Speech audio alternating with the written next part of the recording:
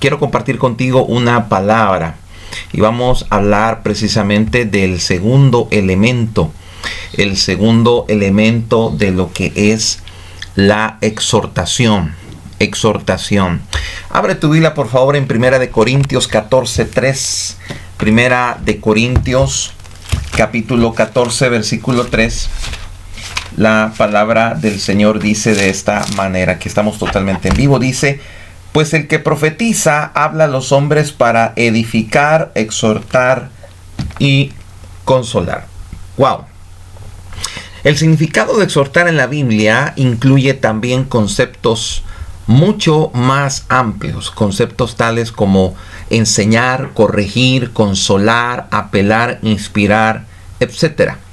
Esto se debe a que en la Biblia el verbo exhortar traduce frecuentemente la palabra griega parakaleo. Y parakaleo significa o comunica las ideas de convocatoria, acercamiento, en el sentido de ayuda, ruego, petición, amonestación, consuelo, estímulo, discurso persuasivo, reprimenda, instrucción, consolación y súplica. Increíble. Ahora, hay una pregunta que como hijos de Dios usted tiene que hacérsela y es la siguiente: ¿a quiénes se puede exhortar? Porque la palabra nos habla claramente. No puedo yo andar corrigiendo a medio mundo. Y si bien los días martes hemos estado estudiando que usted tiene que amar a su prójimo, entenderlo y comprenderlo tal y como él es, también la Biblia nos enseña que hay un momento en el cual tú y yo tenemos que exhortar. Pero como te dije, la pregunta es: ¿a quiénes se puede exhortar? Averigüémoslo. Proverbios 9. Vamos directo con la palabra. Recuerda que estamos totalmente en vivo. Proverbios capítulo 9. Aquí estamos. Versículos del 7 al 9. La palabra nos indica claramente con quién hay que hacerlo.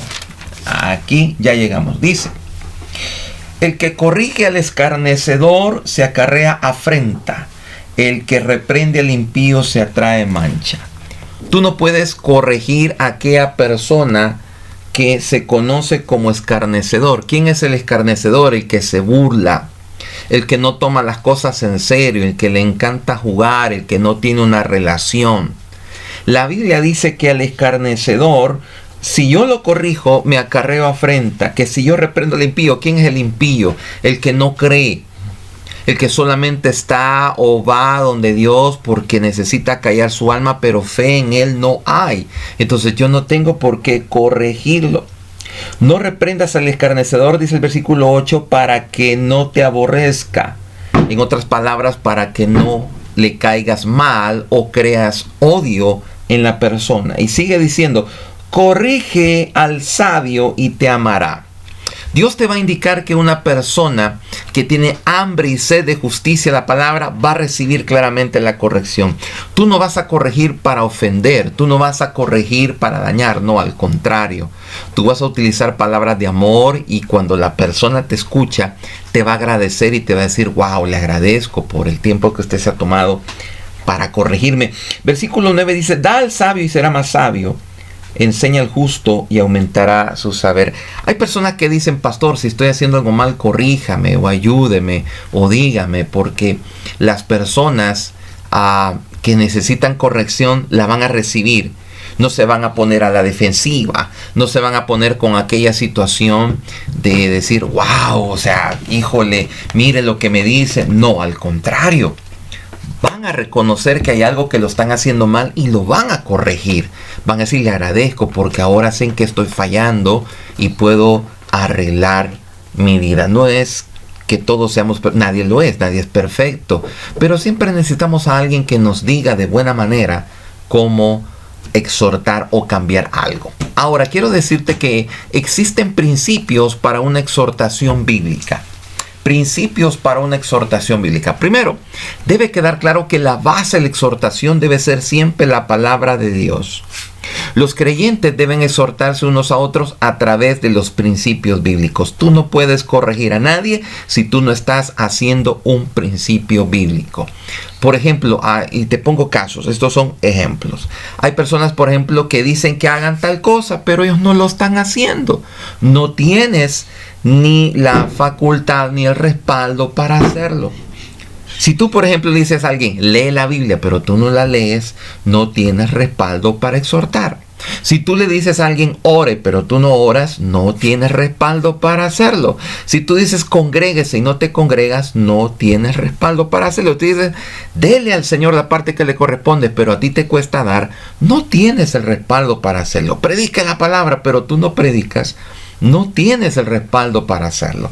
Tienes que ser un cumplidor de principios para poder tener no solamente la solvencia espiritual, sino el respaldo bíblico para poder hacerlo. Ahora bien, los hijos de Dios se pueden animar a los que están desanimados. Claro que sí. Para salir de la situación, corregir al que se equivoca, aconsejar a los que necesitan orientación, enseñar a los que son nuevos en la fe a seguir los preceptos del Señor y consolar al que sufre.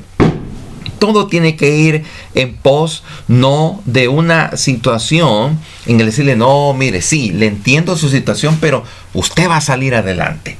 En el Evangelio según San Mateo, capítulo 18, Mateo 18, vea esto por favor. Evangelio según San Mateo, capítulo 18, versículos del 15 al 17, la palabra del Señor dice esto. Mire por favor, dice, o escuche más bien dicho. Dice así: por tanto, si tu hermano peca contra ti, ve y repréndele estando tú y solo. Si te oyen, has ganado a tu hermano. Oye, si tu hermano peca contra ti, es decir, si te daña, estamos hablando de la misma congregación. Versículo 16. Mas si no te oyere, tómalo aún contigo a uno o dos, para que de boca 2 o 3 testigos conste toda palabra. La Biblia te enseña que si alguien te ha dañado de la misma iglesia, te ha afectado, tú tienes toda la facultad para poder ir y decirle, mi hermano, yo quiero arreglar esta situación, o a usted qué le pasa. Si la persona dice que no te escuche, consigue dos testigos, 2 o 3 testigos. Y luego dice el versículo 17. Si no los oyere a ellos, dilo a la iglesia, y si no oyere a la iglesia, tenlo por gentil y publicano. ¿De qué está hablando la palabra? Él dice el dicho que una manzana pudre un ciento. Entonces, ¿qué hay que hacer? Evitar que esa situación se dé. Si alguien te molesta, te afecta o te critica dentro de la iglesia, porque oye bien, tiene que ser dentro de tu iglesia. Nadie te puede criticar que sea de otra denominación, porque cada quien tiene creencias diferentes. El bautista no puede criticar al pentecostal, el pentecostal no puede criticar a Asamblea de Dios, no, a menos que sean principios únicos e irrevocables. Pero en cuestión de pecado, de error, que te dañó, que te defraudó, que tú le prestaste dinero y no te pagó, entonces ahí sí tienes que hacerlo. Y si la persona no entiende, aplica lo que dice la palabra Mateo 18, del 15 al 17. Ahí está claro. En segundo lugar, debemos de saber que los creyentes tienen que tener la exhortación con amor, ser humilde.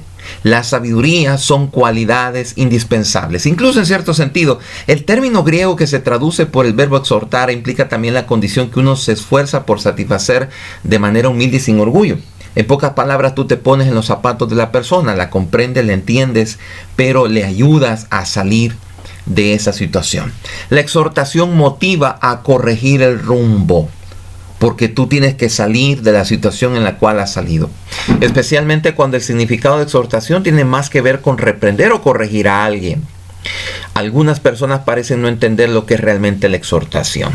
Exhortar, oye bien, esto no es insultar, no es menospreciar, no es humillar a alguien, no es decirle, mire, tú no puedes, no.